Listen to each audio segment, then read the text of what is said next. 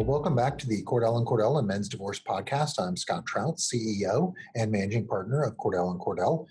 Twice every week, we continue to bring you this podcast. And if you haven't yet subscribed, do that now. You can subscribe on iTunes and get notified when we drop a new podcast twice every week with topics for guys before, during, and after divorce, and all things regarding family law. We've been doing that for the last 20 or so months as we began during the pandemic.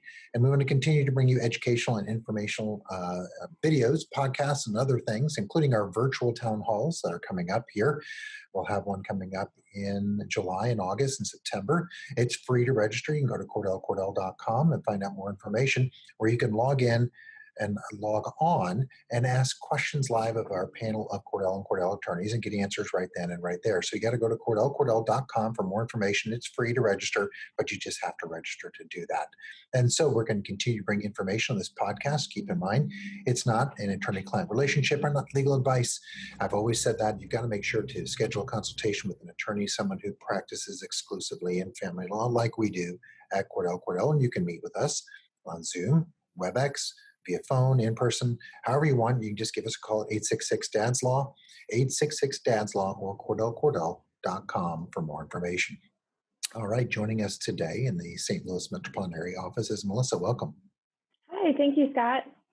Well, one of the things that many guys, I'm sure they wonder, and a lot of people don't think about it, but age and your time in life impacts the divorce, and because there are varying factors that traditionally you see that are associated with divorce, and whether it's young, middle-aged, or older, it really has some influence in terms of what us as practitioners and you, the client, go through. So I thought we'd go through some of that today, and really let's start kind of at the beginning. Younger couples, what differentiates them? What's kind of the thought process when you're dealing with younger couples in divorce?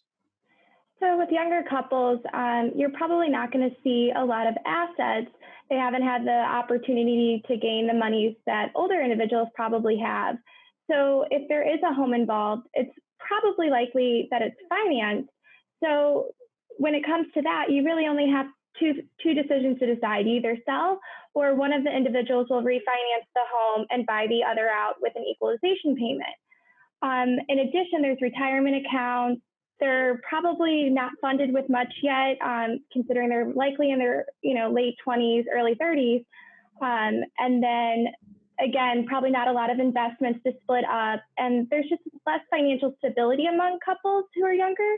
So not as much assets need to be divided in those types.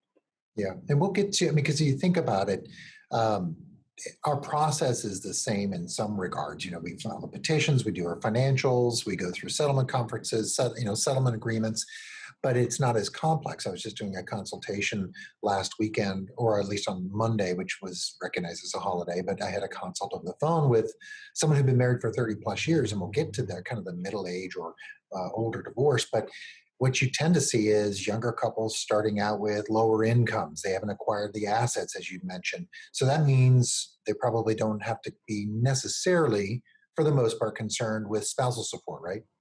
Yes. Maintenance probably not going to be awarded. And if it is, it's probably only going to have a certain time frame or period associated with it. So here in Missouri, our statute, they look at the duration of the marriage, and then also the ability to seek employment. And younger individuals likely have the opportunities to seek additional employment such that an award of maintenance wouldn't be necessary.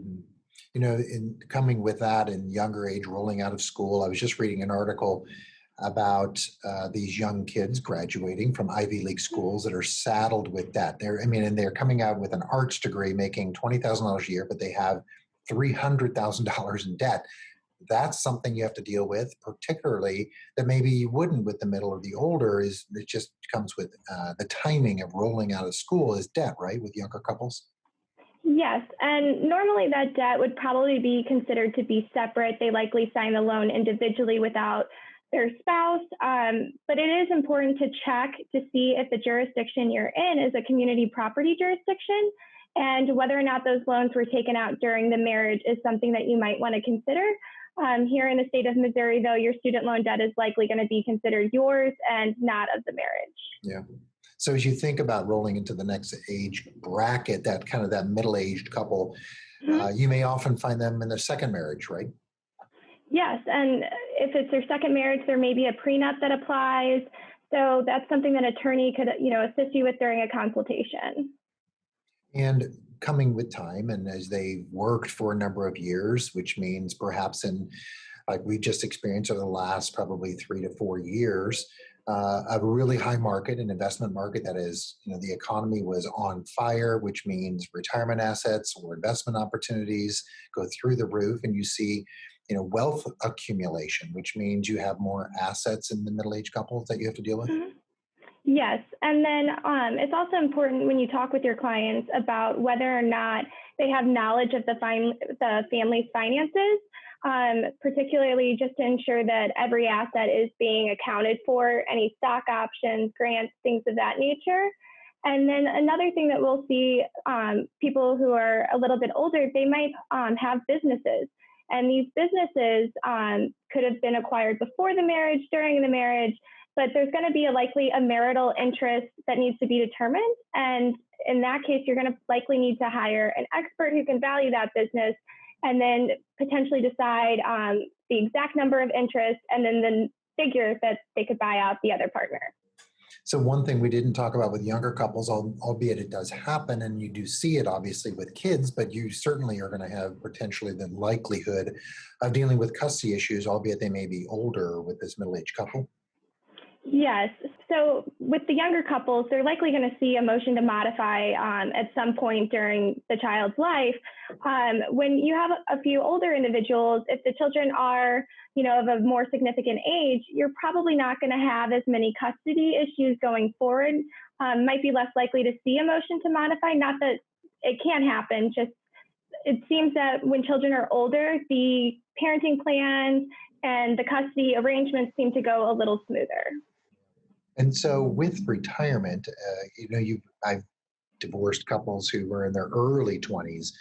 They made a mistake, they got together, and they have maybe little or no retirement. And I've had this conversation with them by saying, look, it's not worth dividing the retirement. It's going to cost you $1,000 to draft the appropriate documents to what we call a qualified domestic relations order, and you've got like $700 in it, or you've got 1,000. So let's just not divide it, which is the opposite, perhaps, when you get to these middle-aged couples who've had maybe 5, 10 plus years to accumulate wealth, which means now you have probably a different thing that you have to do in terms of dividing the retirement.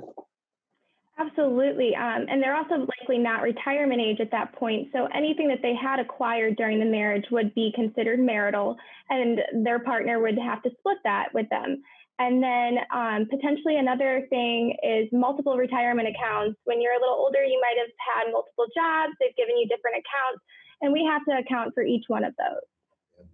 And so as we transition to the kind of this last group, which is the older group, and you note that we're seeing an increase in the divorce rate for this generation, which is really interesting because it is not necessarily it's complicated. It's just that you have more things to do because of the time period that they've been together and maybe their age.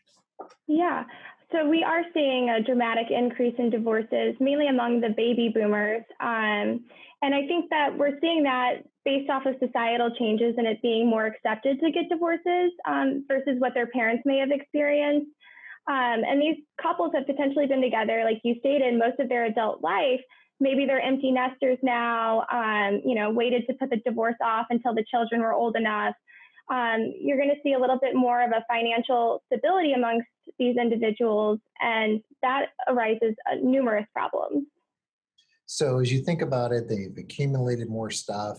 I mean, we were talking with estate planning attorneys over at Tucker Allen, and they talk about it as life goes on, you just accumulate more things. And that could be second homes, it could be just more investments, whatever it may be. Not that it's more complicated for the family law practitioner, but it's just more things to do, but it does provide more opportunities. As I mentioned this consult that I did, we were just having a conversation when the more wealth you have or the more assets you have, a little bit more flexibility that as a practitioner I have in trying to divide things and maybe overcompensate for spousal support. But really, you have just more stuff that you have to divide, right?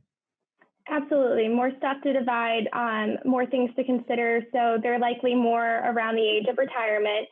So survival benefits need to be discussed. Are they going to be the individuals who end up getting to be the survivor? You have to take in consideration the length of the marriage. That's going to apply, like you stated, to the spousal support or the maintenance. Was one of the individuals a homemaker most of the marriage? All of that's going to be taken into consideration. And then in addition, Social Security benefits start, I believe, around 62.